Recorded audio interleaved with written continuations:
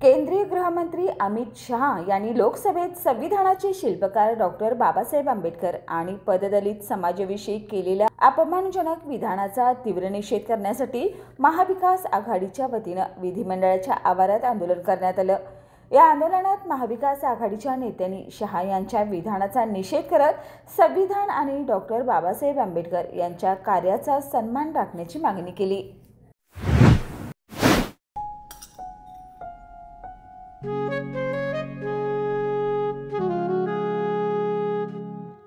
बाबा, आज येताना बासुंदी घेऊन या ना।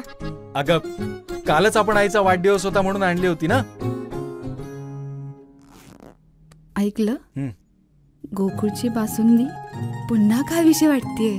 खरं सांगू, मलाही खावीशी वाटतेय।